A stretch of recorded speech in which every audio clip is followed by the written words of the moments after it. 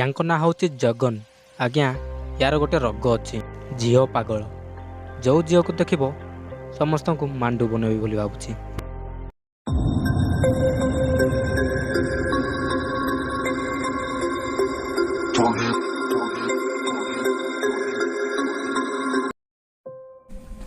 କ'ଣ କରେ ସାଙ୍ଗ, ଭଲ ତ? କେତେବେଳେ ଆସିଲୁ ରେ ସାଙ୍ଗ? ଏବେ ଆସିଲେ।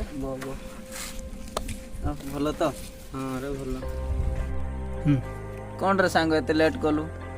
କଥା କ'ଣ ସାଙ୍ଗ, ଘରେ ଟିକେ କାମ ଥିଲା ତ, ସେଥିପାଇଁ ଲେଟ୍ ହେଇଗଲା ଆଉ। ଓହୋ, ଠିକ୍ ଅଛି, ଚାଲ ଯିବା।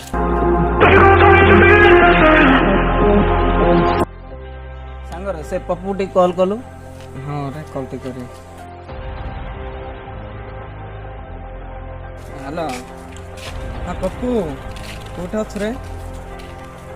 ହଉ ଆମେ ଆସୁଛୁ, ଚାଲ।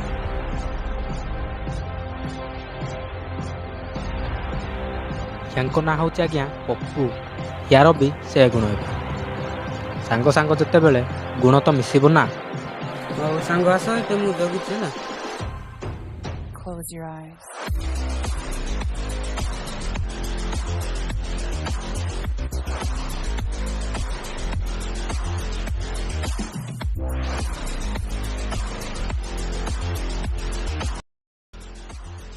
ସାଙ୍ଗ ଆଜି ମୋ ପାଇଁ ଗୋଟେ ମାଣ୍ଡୁ ସେଟ୍ କରେ ଆରେ। ଆରେ ଦୋସ୍ତ, ତୋର ସାତଟା ମାଣ୍ଡୁ ଗଲାଣି, ଆହୁରି ବି କହୁଛୁ ତୁ ସେଠି ଯା ରେ। ଇଏ ମହାଶୟଙ୍କ ପରିଚୟ ଦେବାକୁ ଭୁଲି ଯାଇଥିଲି। ୟାଙ୍କ ନାଁ ହେଉଛି ରାଜେଶ। ଇଏ ସିଙ୍ଗଲ କାହିଁକି ଅଛନ୍ତି ଜାଣିଛନ୍ତି? ନାଇଁ ନା, ଫ୍ରି ଫାୟାର ପାଇଁ ମୋ ଭାଇ। ଫ୍ରି ଫାୟାର ପାଇଁ ବୋଲି 7 ଜଣ ଝିଅ ୟାଙ୍କୁ ବ୍ରେକଅପ୍ କରିସାରିଲେଣି। କ'ଣ ଏମିତି କହୁଛୁ? ରୁହ ଆଉ ଯାହାର ହବ ତାର ଦେଖା।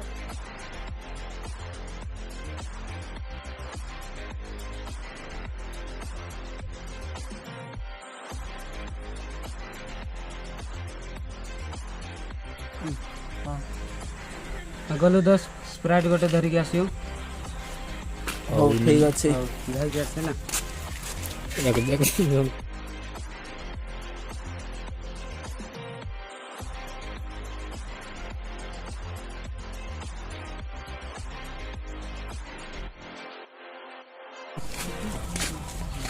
ଏଇନା ସାଙ୍ଗ ଆସିଲେ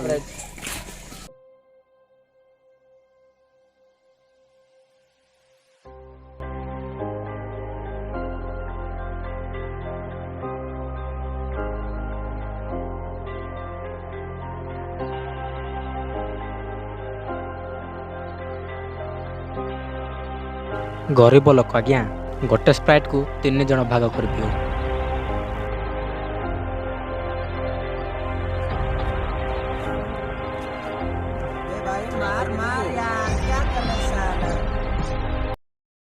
अबे मैं तो तुझ क्या कर।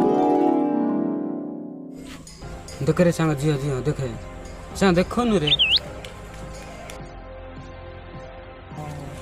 ମାଇ ଗଡ୍, କ'ଣ ହେଇଛି କି ରେ? ଓ ୟାକୁ ତ ମୋ ପାଇଁ ସେଟ୍ କରିବା ଆଉ। ନା ରେ ଦୋସ୍ତ, ପାସ୍ ମୁଁ ଦେଖିଛି ନା ମୋ ପାଇଁ। ଆଉ କ'ଣ ରେ? କ'ଣ ମୁଁ ଦେଖିଛି ନା, ପାସ୍ ମୁଁ ଦେଖିଛି ନା। ମୁଁ ଦେଖିଛି ବାସ୍ ମୁଁ କହିଲା। ଦେଖିଛି। ମୋ ପାଇଁ ଆଜ୍ଞା, ଆପଣ ତ ଜାଣିଛନ୍ତି 2 ଜଣଙ୍କ ଝଗଡ଼ା ଭିତରେ ତୃତୀୟ ଲୋକର ଫାଇଦା। ଏ ଘଟଣାଟା ସେମିତି।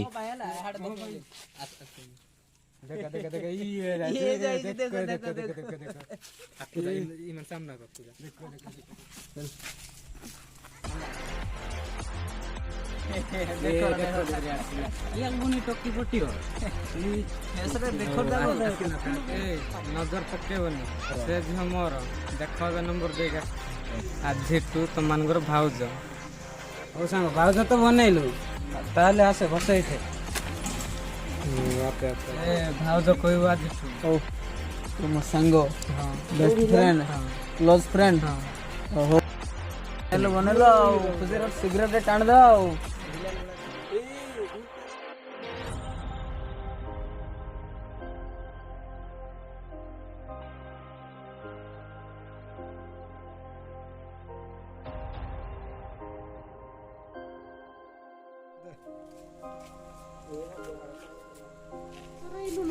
ସାଙ୍ଗ, ହଁ କଥାଟେ କହିବି। ହଁ ସାଙ୍ଗ।